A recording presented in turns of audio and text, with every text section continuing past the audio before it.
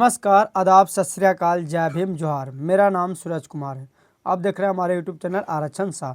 जैसा कि हम लोग क्लास 12 का जो हिंदी चालू किए थे, हिंदी में हम लोग पढ़ रहे थे तुलसीदास जी का पद, यानी चैप्टर नंबर 3 हम लोग पढ़ रहे थे। उसमें हम लोग लेखक परिचय के बारे में पूरा पढ़ लिए हैं। अगर नहीं देखा तो आप आगे हमारा वीडियो देख सकते हैं। और इसके साथ साथ पूरा लेखक परिचय हो गया। लेखक परिचय के साथ साथ हम लोग बाबू जो संपूर्ण अर्थ देख चुके हैं, है ना, कि संपूर्ण अर्थ में क्या क्या पढ़े हैं कि कबहु अंबर अवसर पाई मोरी सुधि दया कछु कथन चलाई। ये सभी करके हम लोग कोच कर लिए, अर्थ को लाइन बाय लाइन एक्सप्लेन कर लिए, वो भी देख लिए हैं। और इसके साथ साथ हम लोग जो है बाबूआ सब्जेक्टिव क्वेश्चन आंसर देख लिए हैं कि तुलसीदास सीता को कैसे सहायता मांगते हैं, ये भी हम लोग देख चुके हैं।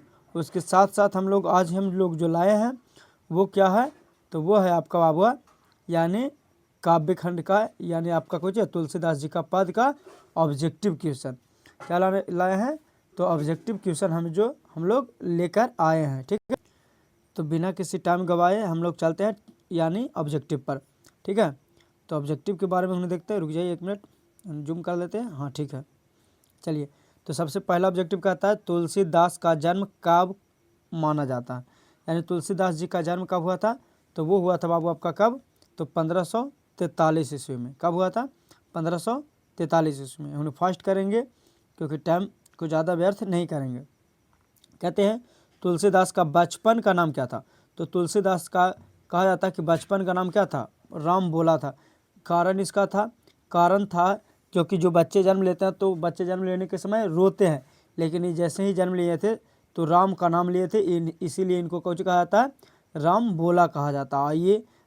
ये भक्ति भी करते हैं तुलसीदास, तो वो किन के करते हैं, तो वो करते हैं राम के। ठीक है, राम का ही भक्ति करते हैं। तो इनका बचपन का नाम क्या था, राम बोला था। ठीक है, आगे कहते हैं कि सुकर क्षेत्र के वासी कौन थे, सुकर क्षेत्र, या कहीं कहीं लिखा रहता है सुकर खेत। ठीक है, कहीं कहीं सुकर खेत भी लिखा रहता है। तो कहता है कि सुकर खेत के वासी कौन थे, तो वो थे कौन बाबुआ आपका, तो जी ऑप्शन नंबर ये है हरिदास, जानकी दास, प्रहलाद दास या नर हरिदास। तो वो कौन थे, नर हरिदास थे। ठीक है, अगला क्वेश्चन कहते हैं कि इनमें से कौन सा पुस्तक तुलसीदास की नहीं है। कहते हैं कौन सा पुस्तक है जो तुलसीदास द्वारा नहीं लिखा गया, तो देखो रामलला नहशुल लिखा गया है, बैरवे रामायण तुलसीदास द्वारा लिखा गया, जानकी मंगल तुलसीदास द्वारा लिखा गया, लेकिन जो हनुमान मंगल है वो तुलसीदास द्वारा नहीं लिखा गया। तो यही पूछा गया था कि कौन है जो नहीं लिखा गया था, तो ऑप्शन कौन हो जाएगा, डी। अगर हम लोग अगर इसका कवि परिचय पढ़े होंगे तो आप लोग है जो ये हम बताए होंगे। दिखा देते हैं 1 मिनट कि कवि परिचय में हम लोग कोच किए थे, बताए थे। देखो इनका कोच में आ जाए रचना में, हम लोग जो प्रमुख रचना है उनको अलग अलग कर दिए। ठीक है, देखो यहाँ कुछ प्रमुख रचना में देखो कुछ बताए, रामलला नश्चु है, बैराग समदीपनी है, बैराग रामायण है, जानकी मंगल है, और तो और देखिए पार्वती मंगल है ना, पार्वती मंगल है, हनुमान बहुक है जो 44 खंड में, लेकिन जो कोची नहीं था बाबुआ, तो ये जो ऑप्शन में था कि कौन सा, हाँ, तो हनुमान मंगल नहीं था, है ना, तो हनुमान मंगल नहीं था, इसीलिए कौन हो जाएगा, ऑप्शन नंबर डी। ये तीनों था जो इनका रचना है। तो अगर वीडियो नहीं देखे तो आगे जा करके देख सकते हैं। कहते हैं गोस्वामी तुलसीदास जी किस काव्य धारा के कवि, तो ये भी आगे बताए थे। तो किस काव्य धारा के कवि माने जाते हैं, तो भक्ति काव्य धारा के। किस काव्य धारा का, तो भक्ति काव्य धारा। अगर कभी पूछ दिया कि किनकी भक्ति करते थे, तो वो करते थे राम का। ठीक है, अगला कहते हैं तुलसी अपना पेट कैसे भरते थे, मतलब तुलसीदास, तुलसी कहने का मतलब क्या, तुलसीदास अपना पेट कैसे भरते थे, तो नाम लेकर, किनका नाम लेकर, तो राम का नाम लेकर। ठीक है, आगे कहते हैं कि तुलसी ने अपने किस प्रकार का भिखारी माना है, यानी अपने को किस प्रकार का भिखारी माने हैं, तो दिनहीन, जन्म का भूखा, महाअक्त या महातिरस्कार। तो महातिरस्कार नहीं, सॉरी, यानी कुछ हो जाएगा दिनहीन, अपने आप को कुछ माने, तो कहते हैं कि हे प्रभु हम अब क्या हैं, दिनहीन है ना। आगे क्वेश्चन कहता है कि तुलसीदास कैसे कवि माने जाते हैं, तुलसीदास कैसे कवि माने जाते हैं, क्या रहस्यवादी, छायावादी, अलगाववादी या सामंतवादी। तो कैसा माने जाते हैं, तो सामान्यवादी कवि माने जाते हैं। ऑप्शन नंबर डी हो जाएगा। ठीक है, अगर कोई कविता नहीं पढ़े हैं तो जा करके हमारे चैनल पर पढ़ सकते हैं।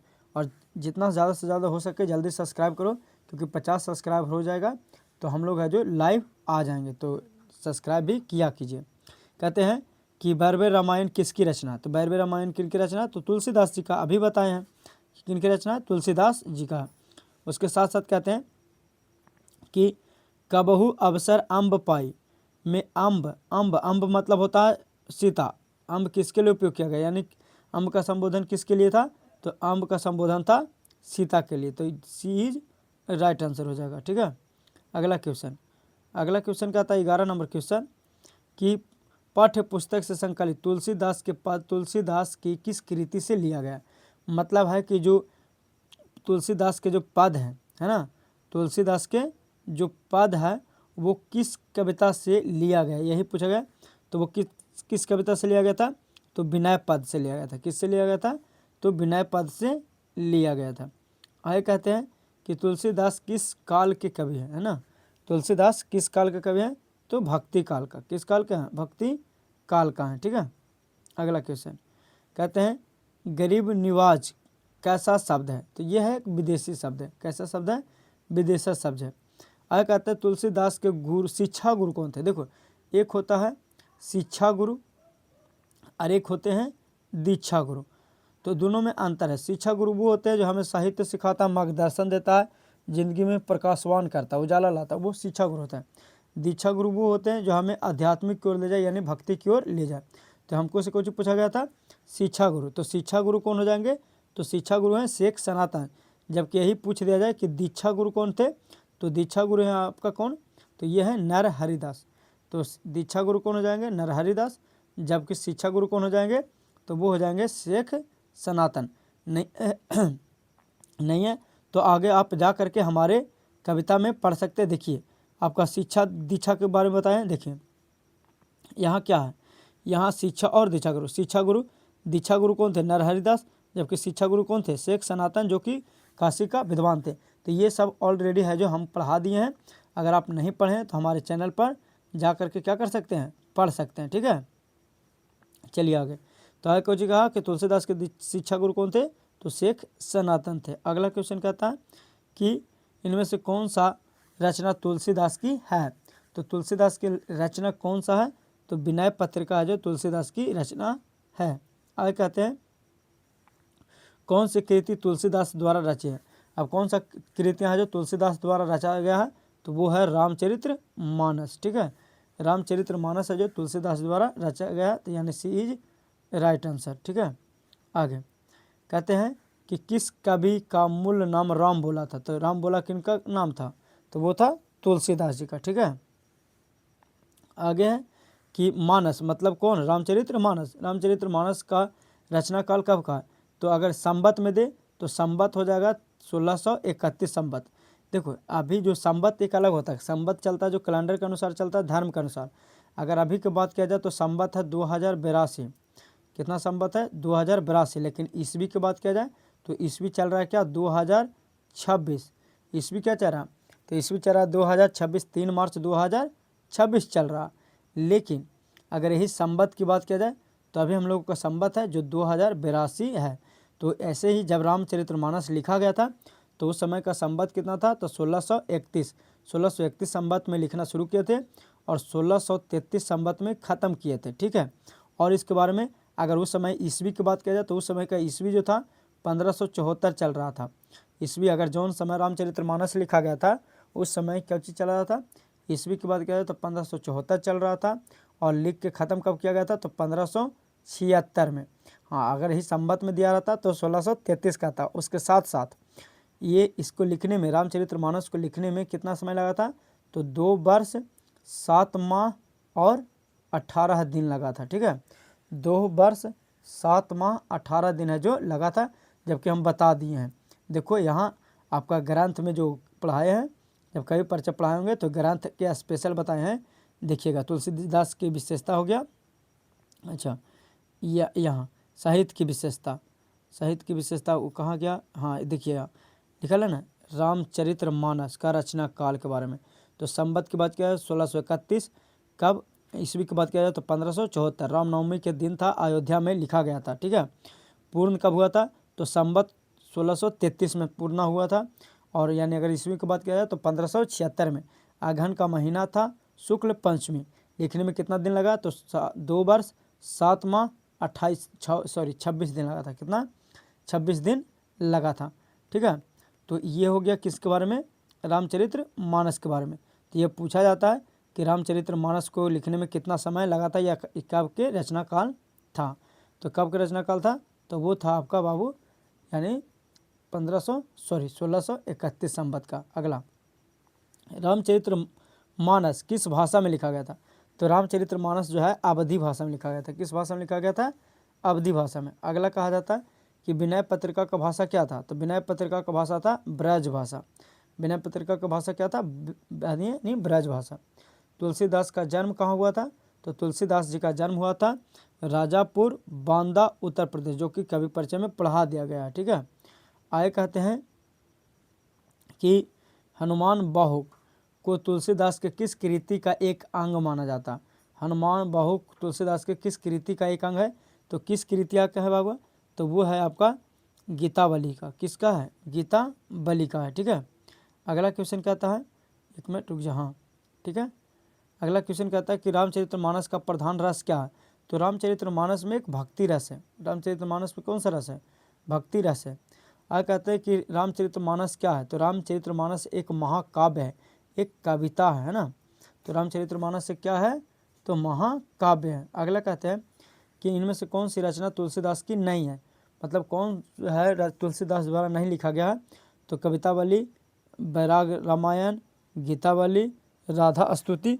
तो ये है जो राधा स्तुति है जो, अच्छा क्वेश्चन नहीं शायद गलती है ना, ठीक है।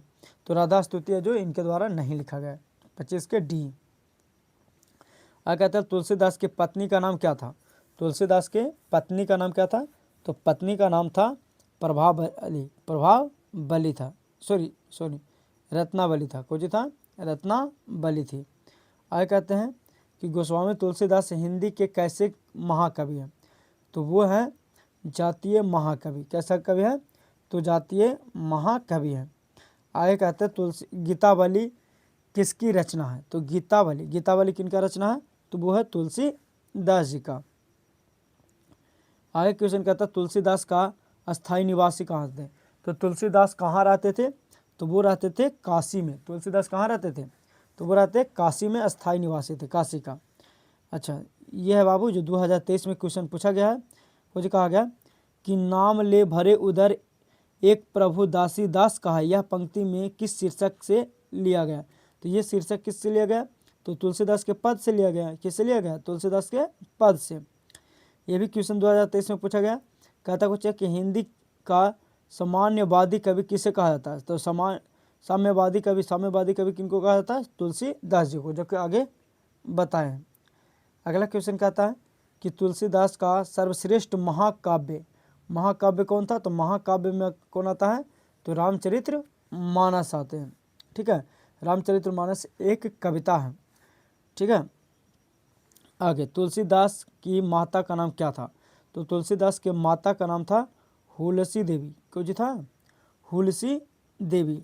ठीक है, लेकिन अगर पूछ दिया जाए कि बताओ इनका पालन पोषण कौन किया था तो पालन पोषण करने वाले थे चुनिया। कौन थे, चुनिया थे। तो माता का नाम तो हुलसी देवी था, लेकिन इनको पाले पोसे नहीं था, माता छोड़ दिए थे जन्म देकर। तो पाले कौन थे, चुनिया। चुनिया एक कौन थी, दासी थी यानी नौकर थी।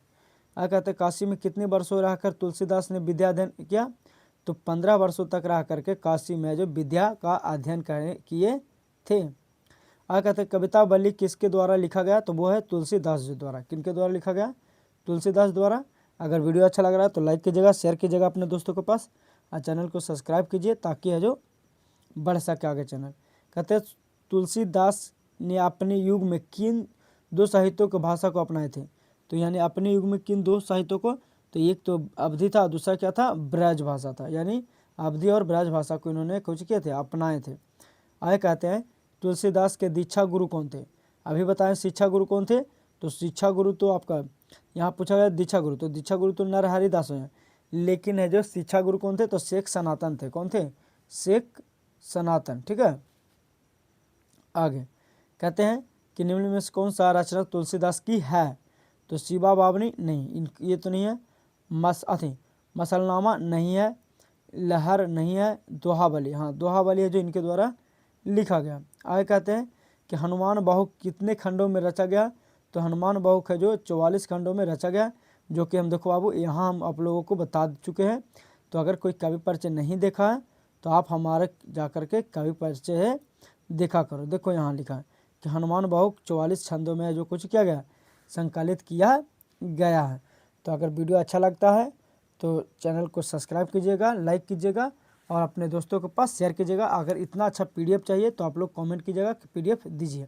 ठीक है, तो देखो कितना शानदार पीडीएफ के हर चीज़ों को है जो अलग अलग रंगों द्वारा लिख दिया गया, जो मेन मेन पॉइंटों है उसको।